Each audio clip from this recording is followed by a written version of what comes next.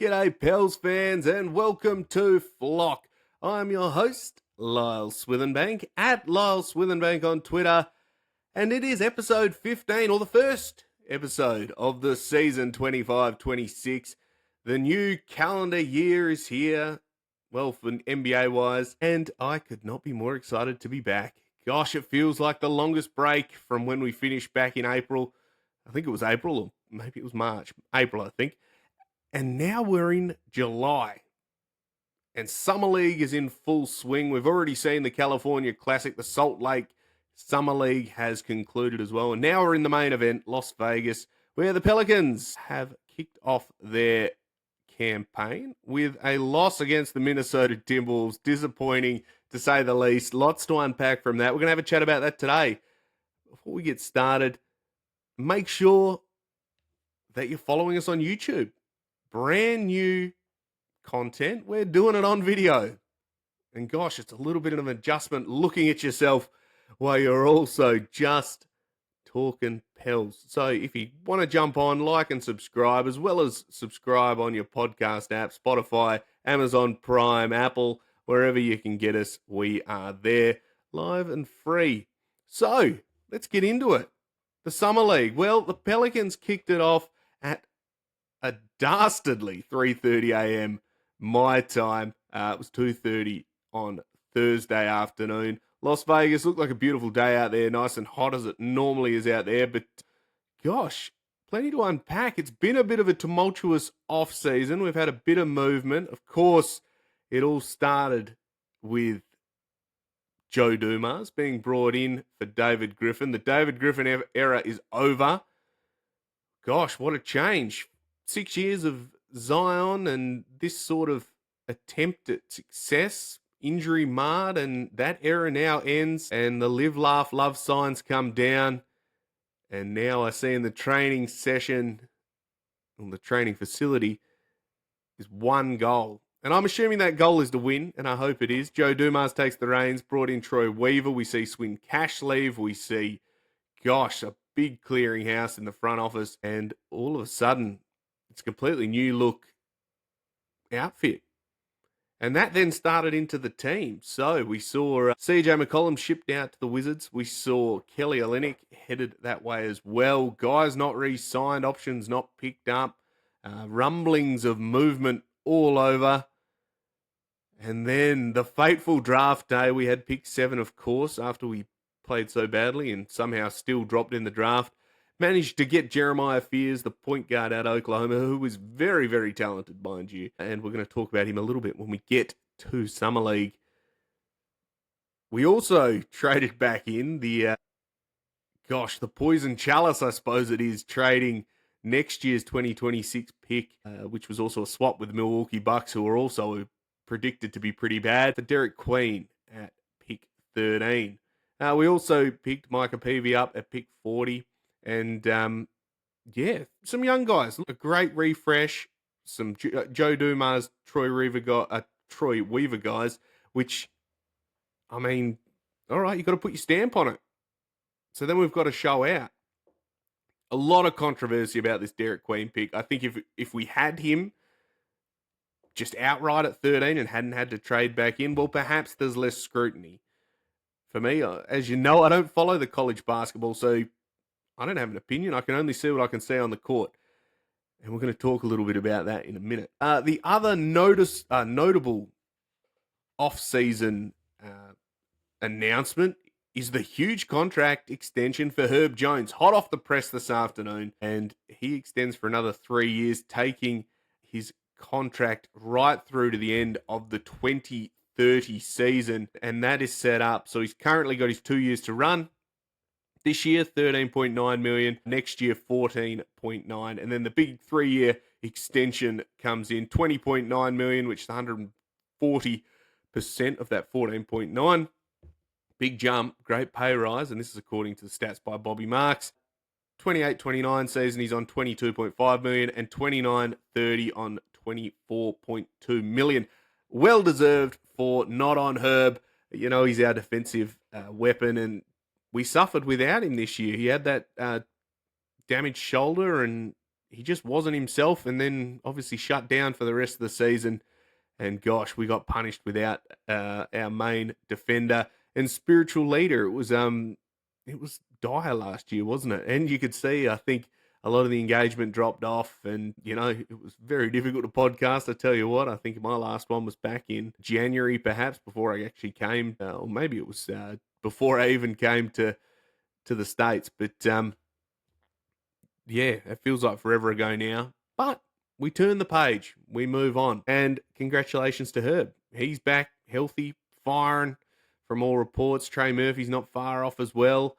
DeJounte Murray recovering from that Achilles. He is also on the mend, probably January return, says all the rumblings around the traps. It's usually a 12-month injury with those Achilles, and you want to make sure it's completely right before he comes back and has to contribute. But what we did was draft the heir apparent, I guess, Jeremiah Fears, pick 7, the 6'3" point guard out of Oklahoma. He looked really good today. Probably started a bit faster than a lot of the other guys on the team. He was definitely the bright spark early. Walked straight into a 3, which apparently was a weakness of his coming into the league. But there was that confidence. And what I really, really liked about him is that he's so fast and he has that ability to change pace. I think we've got to take everything we see in this with a grain of salt, right? Summer League, this is the first game. We had 3 days of training camp where the young guys came together. Eve Meesey is the captain for all intents and purposes. Is the only veteran, second-year guy. So you really need to take these things with a grain of salt. Now, what I did like was the leadership that Jeremiah showed. There was, on the broadcast, he was mic'd up, and that they were listening there. He's calling out the plays. He's talking to these guys. He's bringing them into huddles, when fouls were called and free throws are going to be shot. And that's what you want from a young leader and a point guard. You want a general. You want a floor general on the court. And this is what he was doing. Now, stats aside, and we'll get to the box score in a bit, but overall, I thought his handle looked really good. I thought he looked really quick, and I thought he was super aggressive. There was a take foul that he had actually caused the steal, and he was off to the races and got fouled at the midcourt, and then went to throw a tomahawk down the other end, and it rimmed out. But gosh, if he's got that sort of athleticism, man, oh man, that's going to be fun to watch when he gets out in the open court. Because you also got to remember, he's playing with other guys that are auditioning for jobs. Yeah, he has a guaranteed contract. He knows that he gets to go to work and play for the Pelicans this year. Whether he plays, whether he goes to G League, whatever happens, he has a guaranteed contract with the Pelicans. The difficulty is that his teammates, not all of them do. And Summer League is notorious for guys that are going out to audition. So you're going to get guys on looking for two-way deals or guys that have non-guaranteed contracts trying to show out as well. And what I liked from Jeremiah is he took control of the game from the beginning. This guy's like 18 and a half, maybe 19. And he started running the show. One of the first plays, drives to the paint, lob to Meesey. Eve, unfortunately fumbled it a little bit, got fouled, but, the pass was a little bit over his head as well, so it's not all his fault. But if he's getting to the basket and drawing that attention and breaking down defenses by being able to get to the basket, we haven't had much of that as a secondary sort of player behind Zion. I think Zion can do it, Trey to a bit, but, as his handle develops.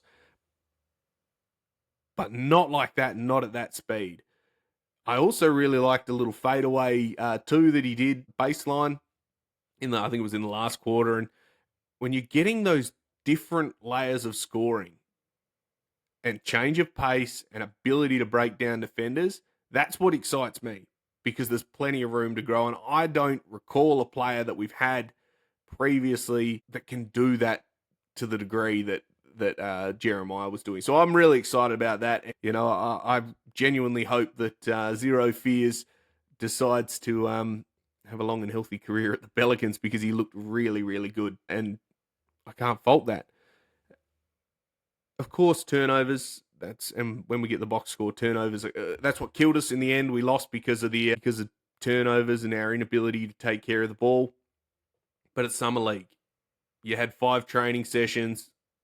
Some other teams have had a bit of time in the other previous summer leagues to get to know one another. And you're also playing against a Minnesota Timberwolves team that was less rookies and more second-year players, along with that massive center from France that they've drafted who had 6 blocks, who looked absolutely phenomenal and unstoppable and a bit Jackson Hayes-esque, perhaps. So maybe Summer League is just, a flash in a pan. I don't know, but we'll see. The other high-profile rookie that played today was Derek Queen. Look, we all know how his first half went. His first half was atrocious. There's been a lot of chatter on the internet about, oh gosh, he's a bust, he's no good, he can't do this. Even the other players on the other side were getting into him. And he said that in the post game, that these guys were saying, you're no good anyway. And that sort of got him going. I think Coach Corey Brewer got into him. The other players, come on, be you. You're a good player and lock in. In the first quarter, he was trying to do too much. He was dribbling the ball at about shoulder height. He was trying to go off the dribble. He was trying to force it. And that, for all intents and purposes, isn't what he was drafted to do. He's a big man who can pass, who can become an offensive hub. That's what they're all predicting that he can do. Forcing it into isolations and trying to beat, seasoned defenders and professional basketballers, that's not going to help you succeed. And I genuinely think in the second half he got way better. He had, double-double and, again, 7 turnovers, but looked much more comfortable in the second half. And I think a lot of it with these guys, there's a lot of pressure on him. They've traded a potential, the rhetoric is that we've traded a potential top 5 pick for this guy next year. You've just cashed in on that pick now, is how you have to think about it. And we also need to now separate, okay, well, that pick's gone. We have Derek Queen.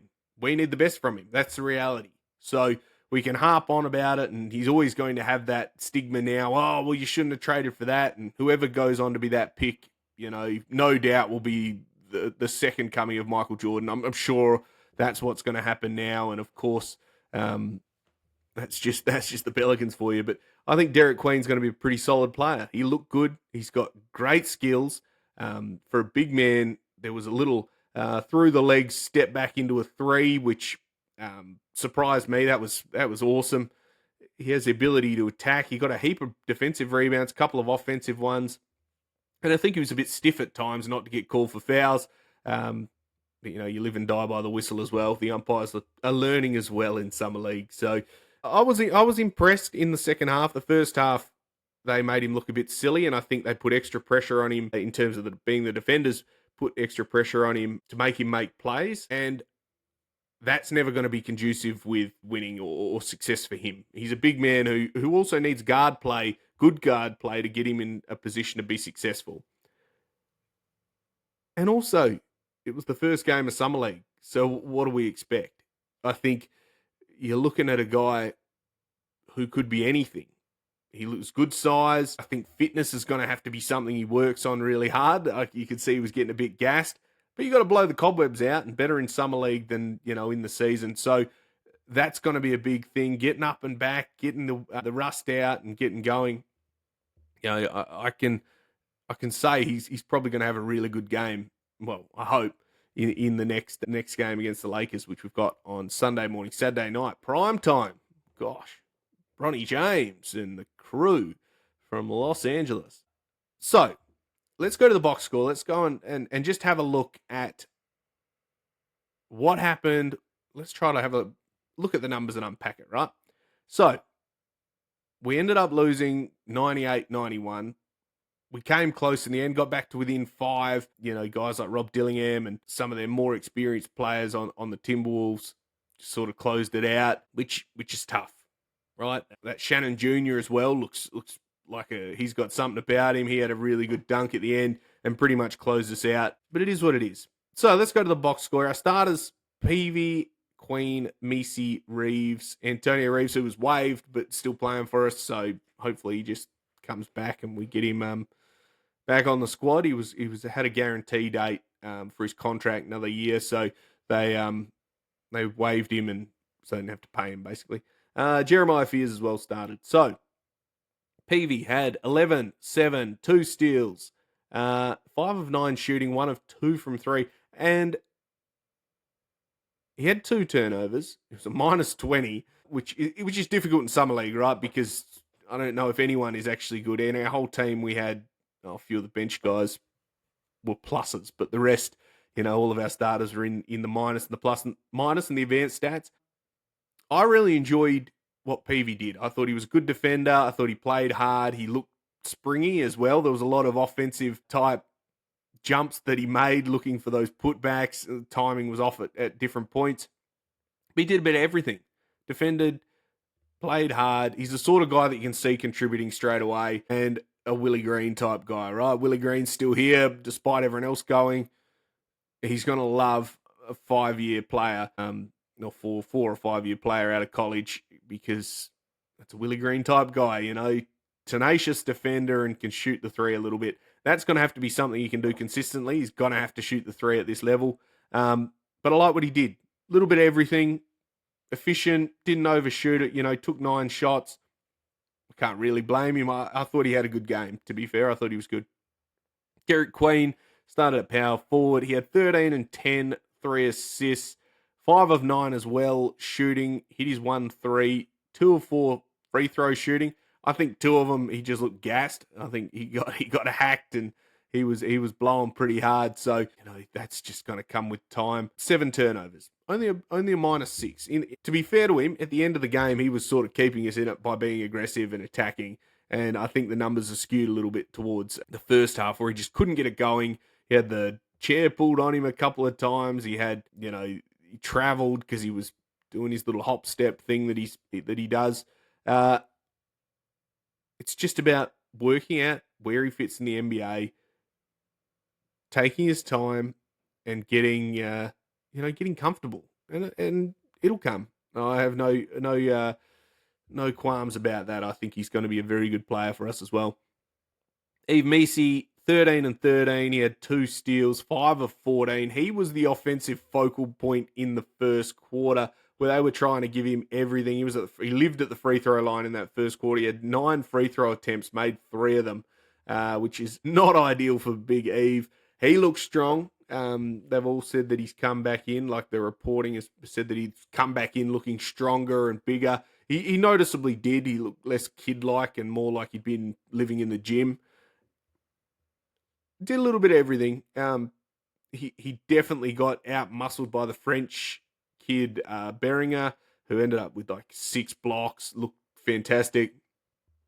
But Eve had a couple of little up and unders and ball fakes and spins in the post. His post moves are starting to develop. It's just repetition for Eve. We know he's raw. I think he's going to have another game. I think, but they won't shut him down yet. But I thought he was solid. I thought he was good. He only played 25 minutes. That's enough for me. If you shut him down now, I wouldn't be mad. If you let him have one more run, also not mad. So I like what I saw. I think he's going to be solid. And also, it's really hard to put this raw center onto this team when he relied so heavily on his teammates to get him involved at the NBA level. And his quality when he was getting it, big men are going to suffer in summer league because of guard players, the reality of it. And when you've got a high turnover team, you're not really going to be put in the position to be successful. There were a couple of lobs and things that I thought he could probably finish a bit better and making sure he really gobbles in those rebounds when they're there for him. But otherwise, I thought he was solid. And again, good hit out for the first summer league game. Antonio Reeves, 10 points and 1 rebound, 5 and 9 shooting, missed his threes. He was fine. Wasn't as aggressive as he was towards the end of last year, but I think he was just playing his role, trying to space out and things like that. Jeremiah Fears, 26 minutes. He had 14 points, 2 rebounds, 2 assists, 2 steals, 4 of 12 shooting, 1 of 4 from 3, 5 of 6 from the line, and 7 turnovers. Now, in the first quarter, he had a couple, maybe two or three in the first quarter that were just absolute clangers, and you can't help that. There was an offensive foul that he got called for. That was the guy hitting himself in the nose, so I don't know how that counts, but you still get pinged for it. Another thing that we saw was look away pass to Peavy, who was looking at Fears, but not looking at the ball. He just threw it out of bounds. That's all going to come with time. What I did like is that Jeremiah had absolutely no hesitation at trying to make a hard pass, a lob, or find his open teammates. And that to me is really impressive. And it's those intangibles that you can't really teach. Either have it or you don't. And you've also got to have the confidence to try that stuff, knowing that you have the skill to do it. So I think as the guys play a little bit more and click, we're going to see some really, really impressive stuff from Jeremiah. And I can't really fault him. Just turnovers are turnovers, whatever. He's a young guy. You know, I'd like to see what his potential assists were, because we had 2 proper assists, but you know, overall we had for the whole game, 13 assists. So what are you going to do? You know, no one really showed out. Leicester, he had 20 points off the bench. He was massive. Hit a couple of big threes. He's our two-way guy. He's been retained. 2 rebounds, 2 assists, a steal, 7 of 12, 5 of 8 from 3, and he just got cooking in that second half. He looked fantastic. Definitely carried us. He was +3, 3 turnovers, but had a lot of the ball in the last in the second half. So you live and die by it, right? And he was probably our bright spark. Trey Alexander had 2 points. Keon Brooks 3. Hunter Dickerson, who is the big center that we've picked up as well as on a 2-way, and we've got big Hunter as well, who had 4 rebounds, and that was it. Honestly, I thought the guys were solid. I thought there's plenty of room for improvement. Corey Brewer seemed pretty happy about it at the end, impressed with the guys, but disappointed about the turnovers. And that's completely understandable, right? You don't go out. You can't win games if you turn the ball over. That's the long and the short of it. And you've also got to step back and recognize, well, gosh, it's pretty difficult to get a young team to gel and to mesh from guys all over in 3 days. That's all they've had. So now they've got the opportunity to go away. They've got an extra couple of days to sit down, go through film. You know, you finish that game at, early afternoon. You probably got that evening. You got a day, and, you don't play again until Saturday night. It's okay. You've got that time to digest the first game. You've got the nerves out. You know what it's going to be like, and you can reset. And so, what I want to see out of the next game is just controlling the pace, playing our own game, and making sure that we don't get overwhelmed by the moment. I think it's so difficult when you've got these guys going, holy jeepers, I'm now an NBA player. And I can guarantee there's that factor. You walk out on the course, Jeremiah talked about that. The first game, wow. You're an NBA player. It's a pretty cool thing to be able to say. And I can guarantee that there's some nerves and there's some, pressure on yourself to succeed at this. So, I think the next game, they settle in and we'll be all right. So I'm excited about that. So, overall, Summer League game, disappointing to lose. Plenty to take away from it, plenty to unpack. I thought the guys were solid, and I think we moved in the right direction. I think we finished stronger than we started, which is all I can ask. If you're going to continue to go out there and learn and develop and try different things, that's fine by me. So really excited about the young guys and what that looks like. In terms of the actual league team, it's still a bit of a work in progress, I think. I don't know whether or not there's another move to come. We're very guard heavy at the moment, but we shall see. The main sort of trade target that everyone's been about has just been locked down for another 3 years in Herb Jones. So they can all leave us alone now and just let us enjoy Herb for another 5 years and then retire him as a Pelican when he's ready at the age of 40. He's the league record holder in blocks, steals, and I don't know, intangibles. I don't know if they even measure that. But gosh, I tell you what, it's great to be back. It's been fun. So, I think I'm going to leave it at that. We'll come back after the Lakers game. If you can do us a favor, please like and subscribe the video. Go onto your podcast app and follow us along there. And if you want to give us a 5-star rating, that would be much appreciated. It helps us grow, helps us keep kicking goals and delivering Pelicans content. And golly gosh, it's 2025-26 season. It's underway. The Pels are back. This has been Flock. I'm your host, Lyle Swithenbank, at Lyle Swithenbank on Twitter. Stay safe, and of course, bye for now.